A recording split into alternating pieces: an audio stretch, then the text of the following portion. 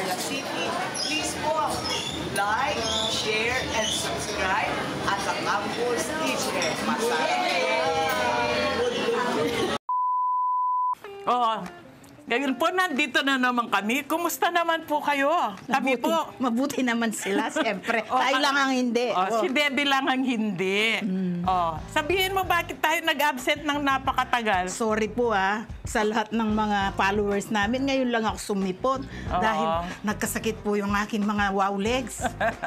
Nagbara po yung mga hugat ko. Kaya nga, ang daming naghahanap sa atin. Nag-give daw silang naghihintay ng notification. Asan nga, bakit wala kayo? Ay, ngayon po, nandito na kami. Mag-i-start po tayo ng napakasarap na recipe ngayon. Ako po si Bo. And I'm Deb sa Campus Kitchen. Ngayon po ay magluluto tayo ng napakasarap at napakabilis na lutuing instant burong hipon or tagilo. O balo-balo sa Kapampangan. Yan. Ito po ang ating mga sangkap. Yan. Ito ang ating kanin. Ang unang gagawin natin, syempre, gagawa tayo ng imamash natin or food processor. Ngayon, lalagay natin ang ating kanin sa food processor. Yan. Gigilingin po ni Bu ang ating rice. Boiled rice. Naipasok na po natin ang kanin. Ngayon ay paandaran na natin. Yan.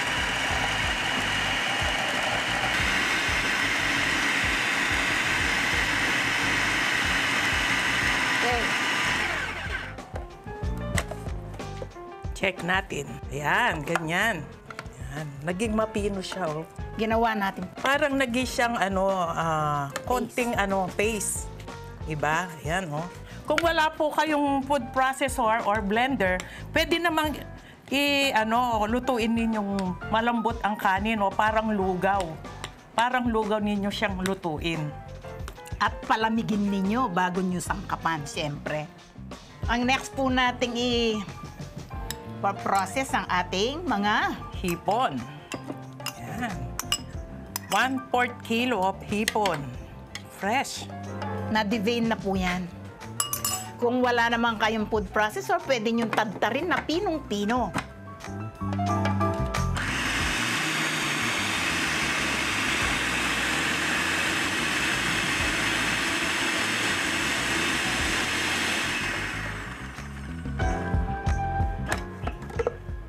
Yan. Tingnan mo, pakita mo. Yan. Ngayon ay pagsama na natin.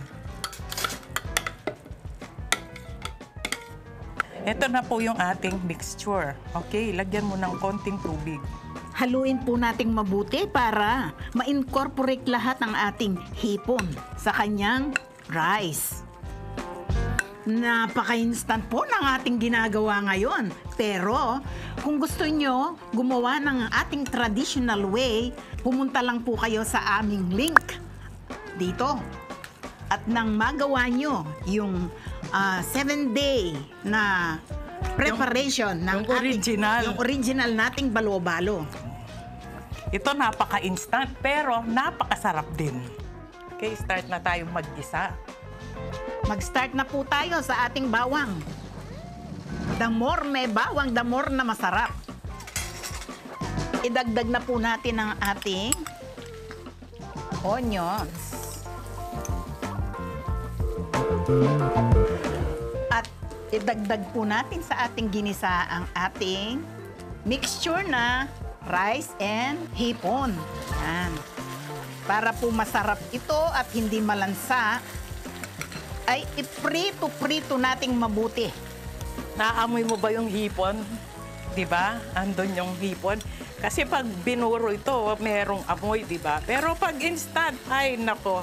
Pag instant, walang hirap at walang waiting at walang mangangamoy. Sa lahat po ng mga nasa abroad, hindi na ninyo kailangan pang umuwi para makatikim lang ng balo-balo or tagilo. Makakagawa lang kayo dyan sa inyong mga kusina. O ito, lagay mo na yung kamatis. Pag naprito-prito na po ang ating mixture, idagdag na po natin ang ating kamatis. Eto po siya. Nakikita nyo po, nag-iiba na yung kulay dahil sa kanyang hipon. Ayan, nag-yellowish na siya. O, lalo na pag dinagdag natin ang ating kamatis. Ayan. Palambutin po natin at durugin ng kanyang kamatis. Ayan na po siya. Nagiging ano na. Namumula na siya, mistisa na siya. Paganda ng paganda ang dating, oh. Nagiging balaw-balaw na.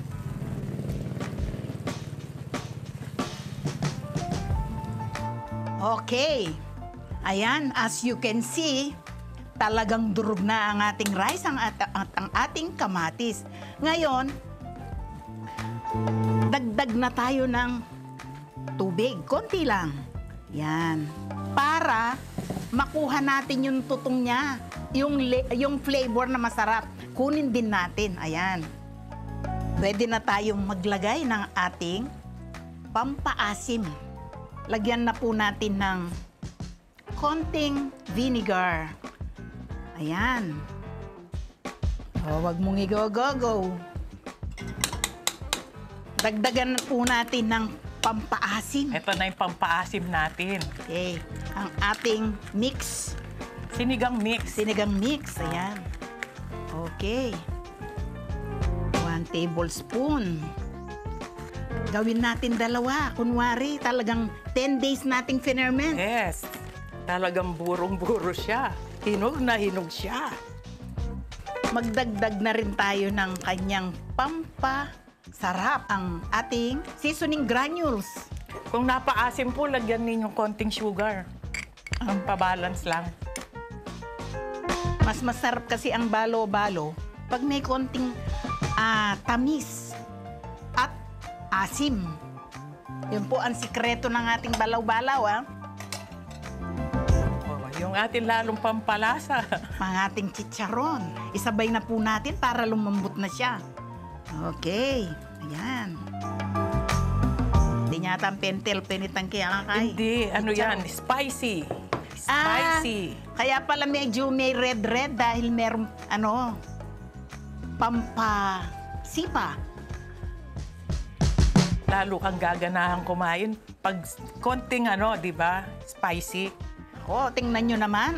Ang ganda, ang sarap ng itsura niya, Makunat-kunat na balo-balo.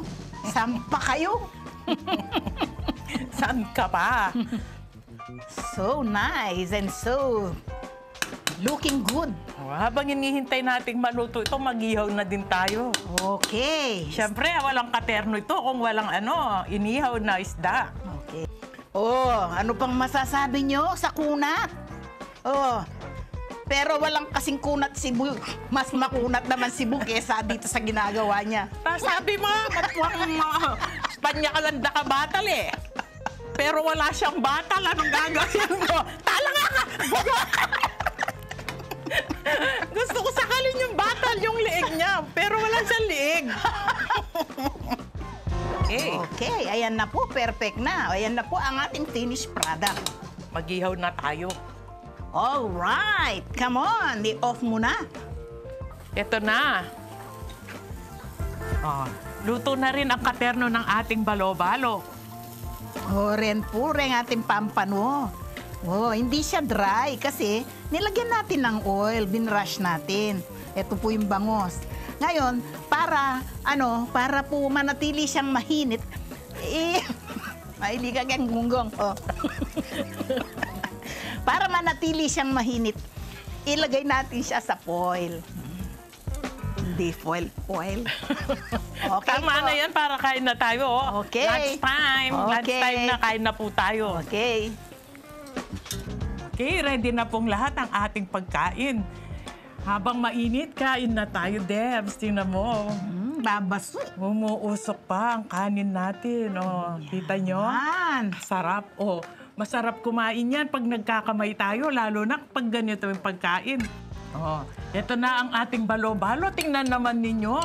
Genuine na genuine ang dating niya, di ba? Ang sarap. Parang otot. Otot naman. Okay, sige na, mga tana. Kain na tayo. Kain na po tayo. Kaya na po, manggamat tana. Hindi nyo na kailangan pumunta pa sa 100 Islands. Dito lang makakakita tayo ng ganitong pagkain, no? Makakagawa tayo in an instant time. Okay. Kain na tayo. Panggamat tamo this time. Sige. Merong okra, merong mustasa. Siyempre, hindi kumpleto yung balaw-balaw natin kung wala tayong gulay. Ito yung tinatawag na samji ng mga Pinoy, di ba? Ipapalaman na ganyan. Oh, tapos Subo isusubo tsaka may natin. paglangutan. Yaman. Ang sarap. Kain na tayo. Okay, sige. Samji ng O ako naman yung gusto ko dyan yung yung tampalaya. Okay. Anong gusto mo? Bangus na katerno o yung ano? Siyempre gusto ko this time. Sasawa na akong bangus. Gusto ko naman pampano. Oh, sige. Kainin mo yung pampano. Sa'yo pampano. Okay. Ganito naman ang style ko sa sa samji na style. Eto, in-stuff ko yung yung ampalaya ng ating balaw-balaw. Eto naman ang akin. Ayan, kanyama na, Tsaka may samul. Teni na po kanantani. Tikaragol samul. Kagaling na sumamul, Debs. Yaman. Kain na po tayo. Kanyaman na niya. Tsaka itong balaw-balaw natin, tamang-tama yung asim niya. Tirahan ko na yung pampano. Huwati na tayo dito. Yan ang sinasabi ko. Juicy siya. Yan. Pag mag-ihaw po tayo, huwag natin pakaihaw para malalasahan pa rin natin yung linamnam ng isda. Ayan, Malalasahan mo yung dagat. Yaman na, Sarap. Dagdagan mo pa.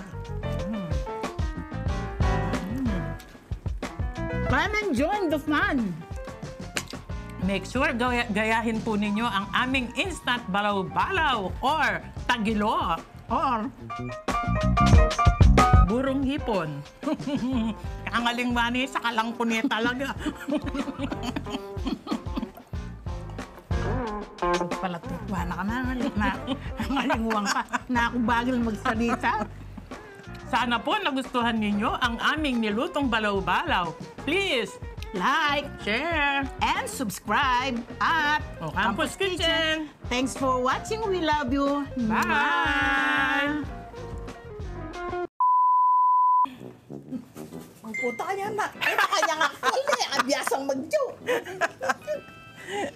Kabi mo ninggay ang microphone. Baligtad siya ko, alog.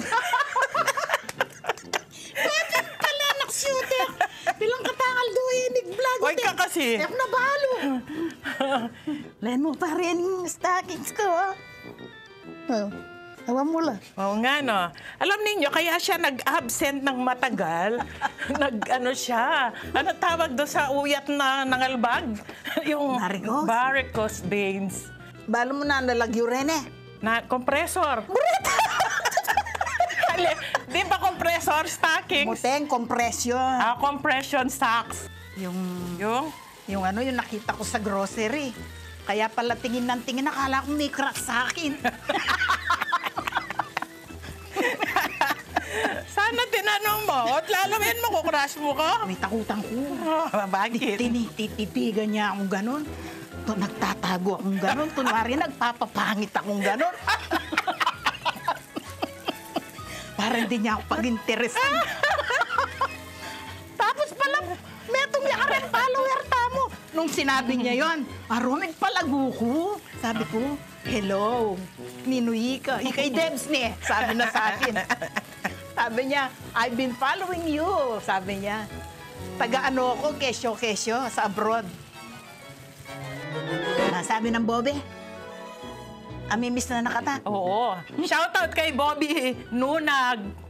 Bakit daw wala siyang natatanggap na notification? At saka kay Gladys Nunag.